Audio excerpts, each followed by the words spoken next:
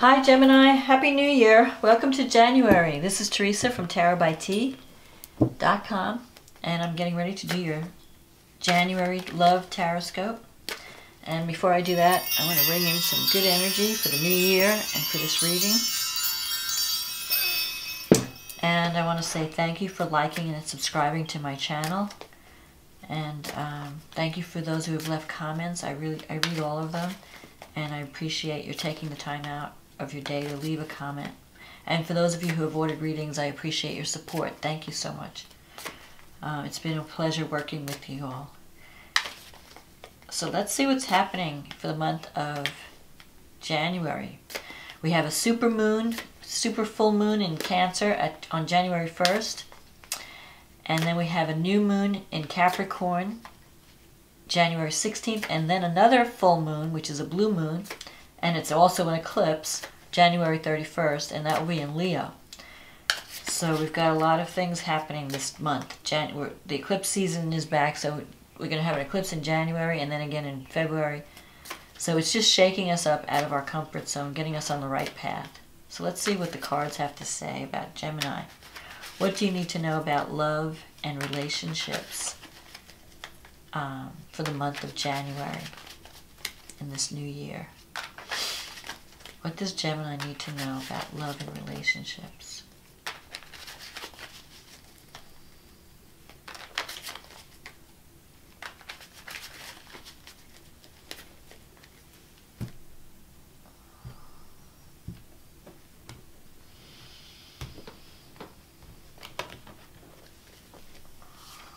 The King of Wands, the Eight of Swords,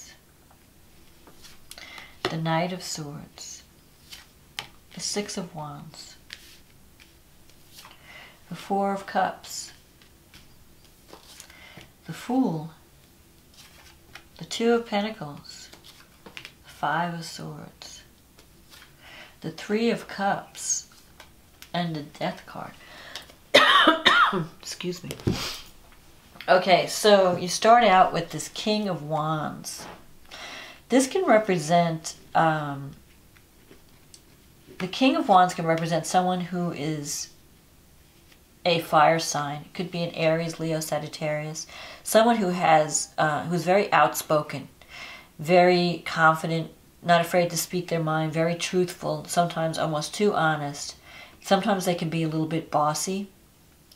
But they have a good heart. They have a generous heart, but they do have this, they're very good leaders. They have this leadership ability.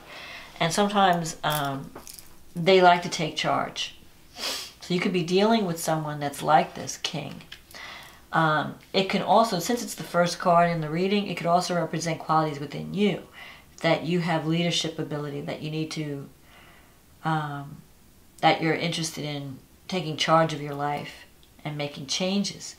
You just have to be careful not to be too bossy or to be too, don't go over the top. And manage your leadership in a good way, in a kind of a, don't be too over the top with it. The Eight of Swords, okay, this represents someone who's feeling trapped or stuck in a situation. So you could be in a relationship that you feel like you want to break out of, but you don't know how to break free. You may feel like your options are limited. But really, with the Eight of Swords, there's nothing stopping you. So you're just you're feeling stuck, though. You're feeling stuck in a situation. But really, all you have to do is walk away. You don't have to stay in this situation. But fear might be holding you there. Fear might be holding you back from making a move. In the past, you have this Knight of Swords. Now, this energy can be, this person represented by the Knight of Swords can be a little bit selfish at times. Sometimes they have hasty energy. They jump into things without thinking them through. So if this doesn't represent you, it could represent someone that you're involved in with. Who could be a little bit self-centered at times and not really thinking about how their actions affect others. So they just jump, they go, I want to do this and I'm just going to do it and I don't care. And sometimes they could be a little bit argumentative, so you might be dealing with someone who can get hostile at times, like you're dealing with their hostility, because you have this Five of Swords here, where you're feeling victimized. You're feeling like you try to talk to them and they're just being hostile, or they're giving you an argument and they're not willing to listen to your side or understand what you need. And you're just feeling like, I don't know what to do. I don't know what to do with this person. With the Six of Wands, you may feel like that everything else is more important to this person than your relationship. You may feel a little neglected. Maybe this person has had some type of career success or recognition, and they're all focused on that. They're focused on their career, and they're not really focusing on you and your relationship. So the Four of Cups in the future here is a card of someone who's feeling dissatisfied, or feeling bored, or feeling undervalued, underappreciated. So you could be in a situation or relationship where you're not feeling the love, you're not feeling valued, and you're wondering, you know, is there anything else out there for me? Should I see what my options are? Do I need to break away from this relationship? Do I need to walk away? And a part of you is not even sure if this person is being totally honest with you, or you're wondering if you can trust them. Because you have this Three of Cups here with the Five of Swords. Sometimes that can represent like a love triangle, where you're not sure if this person's being loyal to you. And you're really thinking of cutting your losses and moving on. This is a card of, you know, I have to accept this person for who they are. This relationship has limitations. This person has limitations. And I can't change the person. So I have to decide, can I live with this person, knowing who they are? Like every time I try to bring something up to make the relationship better, I get an argument. You know, this person doesn't want to work with me. This person doesn't want to see things from my side. Doesn't want to give me what I need. Can I live with that? Even, like, I mean, you may care about the person, but the relationship has certain issues. This person has certain issues. So you're going to have to decide, can I accept, can I live with this, or do I need to cut my losses and move on? Because you have this Fool card in the future. The Fool card is a desire to wipe the slate clean and start over. So you may be feeling like, you know, there might be an opportunity where you can move into a new situation, because you have this cup coming out of the cloud. So it could be like another person in the wings that you might be attracted to, or it could be someone that you might be going to be meeting in the future. There's going to be some opportunity to start a new life, to start over in some new project or new relationship. Like the Fool represents something totally new. So it's not, you know, going back to someone from the past. It's a brand new experience. So there could be that you could meet someone in the future that offers you an opportunity to start over, just to start again with someone else. And you're going to have to think about it. Do I want it? Because a part of you really doesn't want it. With the Four of Cups here, you're on the fence. You're sitting there saying, well, I'm not really happy where I'm at, but I'm not sure I want to accept this opportunity. I'm not sure I want to move on to something new. So you're considering it, but you're not taking action. Because a part of you is like afraid to break out of what you're involved in right now. You may, you know, with the Two of Pentacles, you may decide to just test the waters and juggle two projects at the same, like you might be juggling two people. Or you might be juggling two career situations, trying to decide whether to take this job or not. It could be that the offer relates to work, but it could also mean that you have to choose between two situations. Like, do I stay with the person I'm with, or do I move on to somebody new? And with this card, sometimes, this Two of Pentacles, you're juggling a lot, and you're not making, like, you're trying to keep it all together. But a part of you, like, you're not really that happy.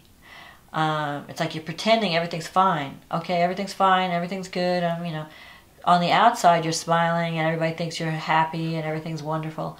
But you're really not, on the inside, you're not letting people know how you really feel.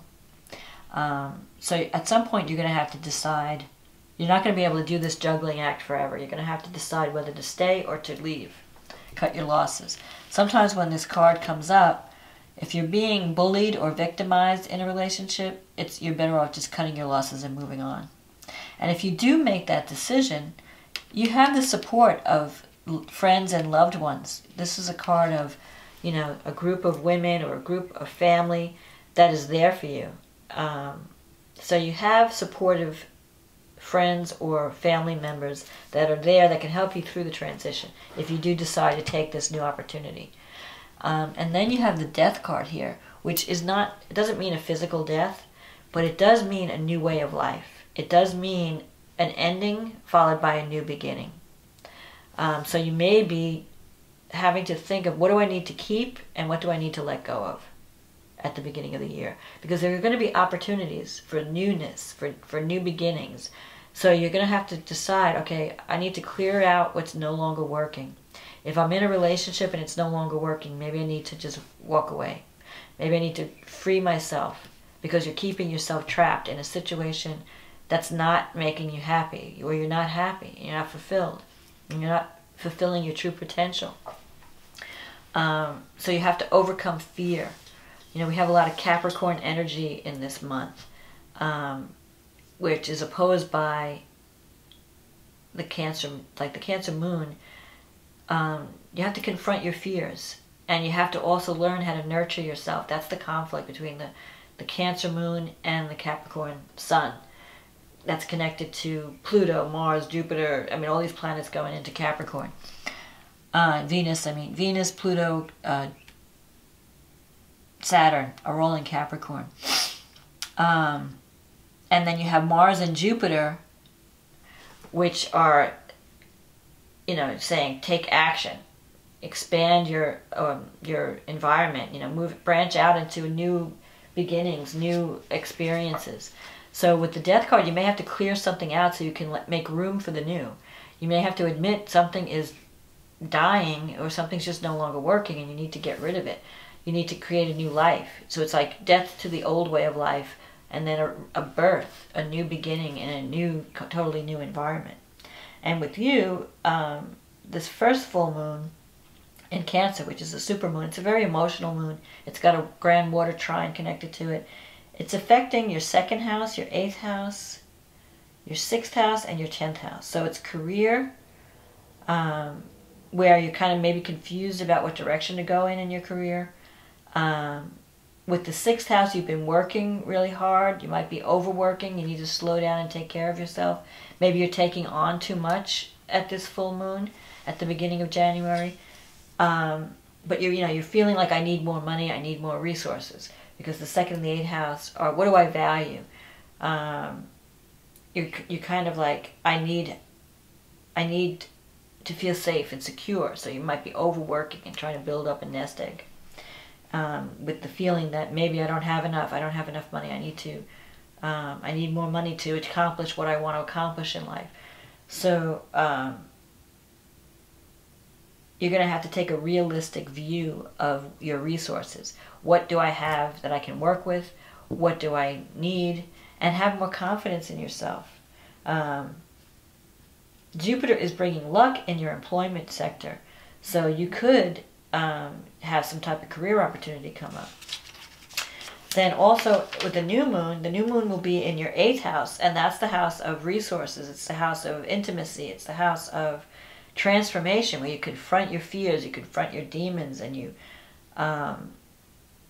work on yourself. You see where you've been holding yourself back. You can make new beginnings now. But with Capricorn, you have to do the work. It's going to be work. But you can achieve a dream by doing the work and by confronting whatever's been holding you back. And so you can work hard to get other people on your team and get the support that you need. You have the support that you need to achieve your goal. You just have to believe in yourself. And then the eclipse.